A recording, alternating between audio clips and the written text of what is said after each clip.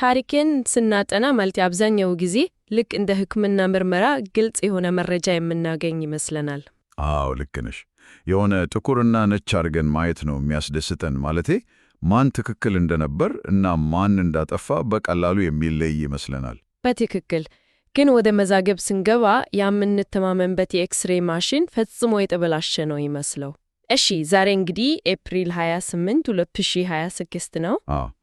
ይህንን የታሪክ ብዥታ ለማጥራት የዛሬውን የጥልቅ ዳሰሳ ዝግጅታችንን እንጀምራለን ማለት ነው። ልክ ነው።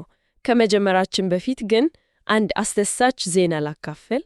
ምንድን ነው እሱ? አዲሱ ድረገጻችን ያው www.samail.info በይፋ ተከፍቷል። የዚህን ዝግጅት ሙሉ ይዘቶች እንዲሁም በተለያዩ ርዕሰ ጉዳዮች ላይ ጥልቅ ግንዛቤ የሚሰጡ ሪፖርቶች እዛው ይገኛሉ። ዋው! ይሄ በጣም አሪፍ ነው። ማለቴ ለግል ፕሮጀክቶች ግብአት የሚሆኑ ልዩ የተዘጋጁ ሰነዶችም አሉ ማለት ነው? አዎ በትክክል አሉበት። በተጨማሪም ይህ ዳሰሳችን በስፖቲፋይ፣ በአፕል ፖድካስት፣ በአማዞን ሚውዚክ፣ በካስትሮ፣ በፖድቢን እንዲሁም በኦዲብል ላይ እንደሚገኝ ለማስታወስ ወዳለሁ። አሪፍ። እሺ አሁን ወደ ዛሬው ርዕሳችን እንግባ። ዛሬ እንግዲህ በጣም የተለየ እና ብዙም ያልተሰማ ታሪክ ነው ይዘን የመጣ ነው። ልክ ነህ። ምን መሰለህ? የዛሬው ትልቋችን በደቡብ እስያ በተለይም በሂንድ ውስጥ ለ300 ዓመታት የነበረውን ታሪክ መመርመር ነው። ማለቴ የአህበሻ ወይም በሂንድ አጠራር ሲዲ የሚባሉትን ህዝቦች የፖለቲካ እና የወታደራዊ አመራር ታሪክ እናያለን። ይህ እኮ ማለቴ ተራ ወታደሮች ስለመሆናቸው ብቻ አይደለም የሚያወራው። እንዴት ከፍተኛ የጦር አዛዦች፣ የአገር አስተዳዳሪዎች እና የባህር ኃይል መሪዎች እንደነበሩ የሚዘግብ እጅግ አስገራሚ ጉዞ ነው። እሺ ግን ይህን ታሪክ ከወሬ ባለፈ በምን ተጨባጭ ማስረጃ ማረጋገጥ እንችላለን? እዚህ ላይ ነው ዋናው ነገር ያለው። ይህን ታሪክ የምንገነባው ካፈ ታሪክ ተነስተን አይደለም። ተጨባጭ የሆኑ የቤተ መንግሥት መዛግብት አሉ። በስማቸው የታተሙ ሳንቲሞች አሉ። የህንጻ ቅሪቶች እና የብሪቲሽ የቅኝ ግዛት ማስታወሻዎች አሉ። ማለቴ መረጃዎቹ ራሳቸው መልስ ይሰጡናል ማለት ነው። ለምሳሌ በ15ኛው ክፍለ ዘመን መገባደጃ አካባቢ በቤንጋል የነበረውን ሁኔታ ብናይ፣ አዎ ከ1487 እስከ 1493 ባለው ጊዜ ማለት ነው። እዛ ጋር የሀበሺ ስርወ መንግስት እንደነበር ታሪካዊ ማስረጃዎች በግልጽ ያሳያሉ። ልክ ነው። እንደ ሳይፉዲን ፊሩዝ ሻህ እና ሻምሲዲን ሙዛፋር ሻህ ያሉ መሪዎች ቤንጋልን በበላይነት አስተዳድረዋል እኮ። በጣም የሚገርመው ደግሞ በሂጅራ አቆጣጠር 898 የተሰሩት የብር ሳንቲሞች አሉ። እነሱ ላይ ካምታ ማርዳን የሚል ጽሑፍ ሰፍሮ ይገኛል። ማለቴ ይሄ የወታደራዊ ድል ማስታወሻ ነው አይደል? ሳንቲም ማሳተም በዚያ ዘመን የሉዓላዊነት ትልቁ ማረጋገጫ ነው። ልክ ነው። የሙሉ ስርዓት ባለቤትነት ማረጋገጫ ነው። በጋውርና በአዲና መስጊድ አካባቢ ያሉ የህንጻ ቅሪቶችም ይህንኑ ነው የሚያሳዩት። ይህን በዘመናችን ካለ ነገር ጋር ብናመሳሰለው ያው የሀገራችንን ገንዘብ ከኪሳችን አውጥተን ስንመለከት ፈጽሞ ያልታሰበ የውጭ አገር ሰው ምስል ታትሞ እንደ ማግኔት ማለት እኮ ነው። እሺ ግን አንድ ጥያቄ ልጠይቅህ። እሺ ጠይቂኝ። ይሄ ነገር ትንሽ ግራ ያጋባል። ባዕድ የሆኑ ከሌላ አህጉር የመጡ ሰዎች እንዴት በአጭር ጊዜ ውስጥ ስልጣን ይዘው በስማቸው ሳንቲም እስከማሳተም ደረሱ? ይሄ በጣም ጥሩ ጥያቄ ነው። ይህንን ለመመለስ ማምሉክ ወይም ጉላም የሚባለውን ስርዓት መረዳት አለብን። ተመራማሪዎች ይህንን እንደ አንድ ማህበራዊ ቴክኖሎጂ ነው የሚገልጹት። ቆይ ማምሉክ ስትል በቀጥታ የባሪያ ንግድ ማለታችን አይደለም እንዴ? የተሸጠ ሰው እንዴት ንጉሥ ሊሆን ይችላል? እዚህ ጋር ነው ልዩነቱ። አየሽ፣ እኛ የምናውቀው የባሪያ ንግድ ማለቴ ለጉልበት ብዝበዛ የሚደረገው የተለየ ነው። ይህኛው ግን ሆን ተብሎ የተነደፈ ነው። ማለቴ ከፍተኛ ወታደራዊ ክህሎት እና የፋርስ ቋንቋ ያላቸውን ልሂቃን ለመፍጠር ነው። በትክክል ነገስታቱ የሀገር ውስጥ የፖለቲካ ሽኩቻን ለማስቀረት ብለው ከውጭ የመጡ ወጣቶችን ይመለመላሉ። እነዚህ ወጣቶች ከቤተሰባቸው የተቆረጡ ናቸው። ስለዚህ በሀገር ውስጥ ምንም የሚያደላድሉት ዘመድ የላቸውም ማለት ነው። ሙሉ በሙሉ በቤተ መንግስት ውስጥ ነው የሚያድጉት። አዎ። ስለዚህ ታማኝነታቸው 100% ለንጉሱ ብቻ እንዲሆን ተደርገው ነው የሚቀረጹት። ለስርዓቱ ብቻ ታማኝ ይሆናሉ። ዋው! አሪፍ ስልት ነው። ግን ንጉሱ ሲሞት እዛ ጋር ነው ሚስጥሩ። ጊዜ እያለፈ ሲሄድ አየሽ፣ እነዚህ የውጭ ሰዎች የጦር ኃይሉንና የፋይናንስ አስተዳደሩን ሙሉ በሙሉ ይቆጣጠሩታል። ንጉሱ ሲሞት እውነተኛው ኃይል ያለው በእነሱ እጅ ይሆናል። ዋው! ስለዚህ ደካማ መሪዎችን ገልብቶ ራሳቸው መንገስ ጀመሩ ማለት ነው። የውጭ ሰው መሆናቸው ድክመት ሳይሆን ገለልተኛ ኃይል እንዲሆኑ የረዳቸው ትልቁ ጥንካሬያቸው ነበር። ልክ ነው። በቤንጋል ስልጣን ሲይዙ ከየትን ተነስቶ ሳይሆን በዚያ ስርዓት ውስጥ አልፎ የፖለቲካ ብልሃትን ተላውሶ ነው። እሺ፣ በቤንጋል የነበረው ስርዓት አጭር ነበረ፣ ግን ይሄ ማህበራዊ ቴክኖሎጂ ዘላቂ የሆነ መንግስት መገንባት ችሏል ወይ? ማለቴ ይሄን ስንፈልግ ደግሞ ወደ ደቡባዊ ህንድ ወይም ዴካን ግዛት እንሻገራለን። አዎ፣ እዛ ጋር ታሪኩ ሙሉ በሙሉ ይቀየራል። በጣም ስር የሰደደ እና ተቋማዊ አስተዳደር እናገኛለን። ማለቴ በ16ኛውና 17ኛው ክፍለ ዘመን ስለነበረው ስለ ማሊክ አምባር ነው የምናወራው። ልክ ነህ።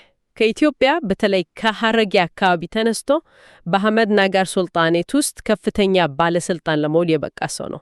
እሱ እኮ አስገራሚ ስትራቴጂስት ነበር። የእሱ ታሪክ ማለቴ የአንድ ተራ ወታደር ታሪክ አይደለም።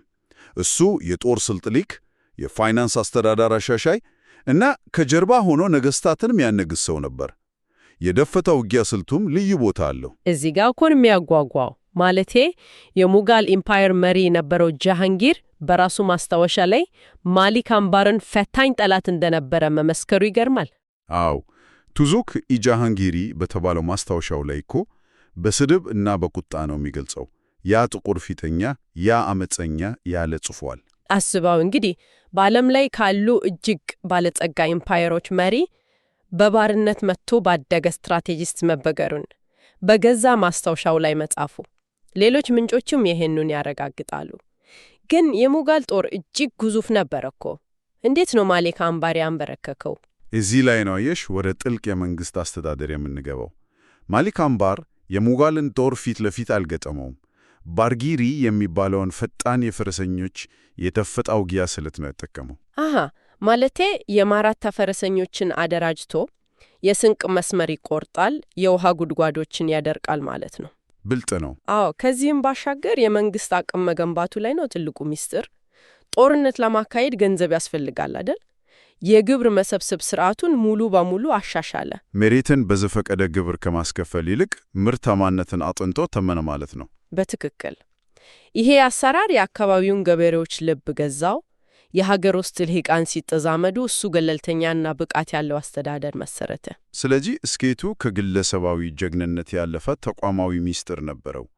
ውጊያው በጦር ሜዳ ብቻ ሳይሆን የተሻለ አስተዳደር በመገንባት ላይም የተመሰረተ ነበረ ማለት ነው። አዎ፣ በጣም ግሩም ተቋማዊ አሰራር ነው። ማሊክ አምባር በየብስ ላይ ካሳየው ጥንካሬ በመቀጠል የሀበሻ ወይም የሲዲ ኃይሎች በባህር ላይ የነበራቸውን የበላይነት ደግሞ ብንመለከት አሪፍ ነው። የባህር ኃይል መሆን ሙሉ ለሙሉ የተለየ አቅም ይጠይቃል እኮ። አዎ፣ የጃንጅረ ደሴት ታሪክ እኮ የዚህን ዳሰሳ ትልቁን እንቆቅልሽ ይፈታል። በምዕራብ ህንድ የባህር ዳርቻ ላይ የተመሰረተው ይሄ ግዛት ለማመን የሚከበድ የባህር ላይ ኃይል ነበር። እኔ ይህችን ደሴት ሳስባት የሆነ በውሃ ከተከበበ እና መደብ ከተጠመደበት ማይደፈር ምሽግ ጋ ነው የማመሳስላት። ከ1618 ጀምሮ እስከ 1948 ነው የዘለቀው። አስቢው እንግዲህ የሙጋልን ኢምፓየር፣ የማራታን ኃይል እና የኋላ ኋላ ደግሞ የብሪቲሽ ኢምፓየርን ጫና ተቋቋሞ እስከ ህንድ ነጻነት ዘለቀ። ይሄ እኮ ከጥቂት አስርተ ዓመታት በፊት ማለት ነው። የብሪቲሽ ኢስት ኢንዲያ ኮምፓኒ የባህር ላይ መዛግብትና ስምምነቶች የሚያሳዩት የዲፕሎማሲ እኩልነት በእውነት ያስገርማል። ግን እንዴት ሊቆይ ይቻለ? ይህ የተጫለበት ምክንያት ማለቴ ይሄ ክስተት ተራ ወንበዴነት ወይም የቅጥረኛ ወታደራዊነት አልነበረም። እውነተኛ የአፍሪካውያን ባህር ላይ ሉዓላዊነት ነው።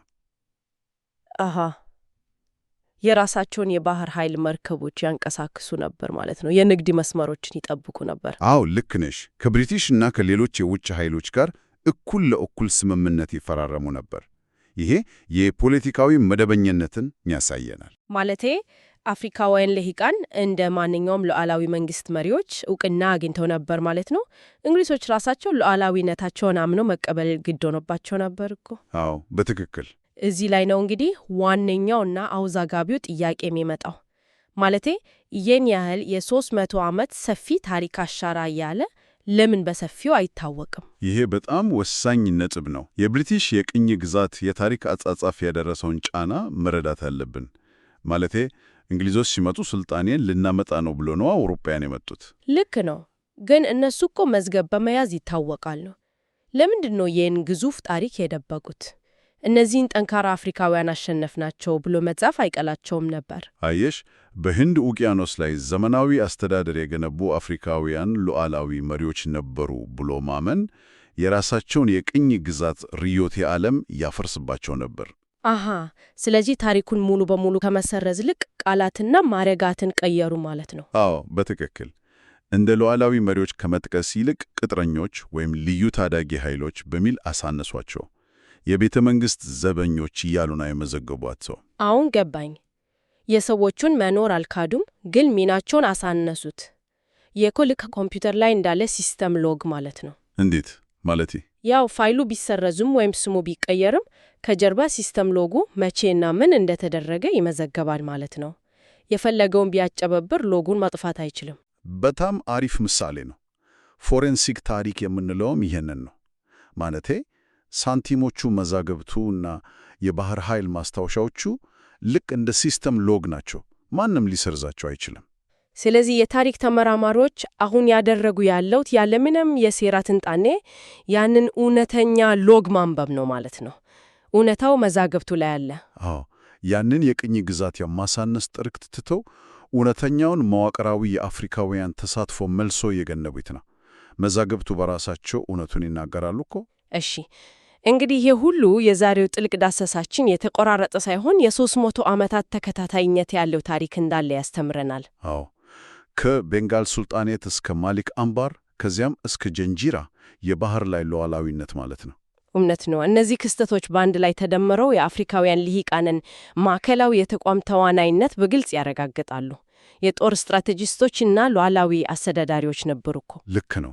የሂንድ ውቅያኖስ ዓለም ታሪክ ሲጻፍ እነዚህ ኃይሎች በዋና ተዋናይነት ሊቀመጡ ይገባ። በእውነት እጅግ አስገራሚ ጉዞ ነበረ። ማለቴ የታሪክን ሙሉ ምስል እንድናይ ያደርገናል። እሺ፣ የዛሬውን ዝግጅታችንን ከመጠናቀቁ በፊት እያንዳንዳችን እንድናስበት አንድ ጥልቅና አነቃቂ ሐሳብ ላንሳ።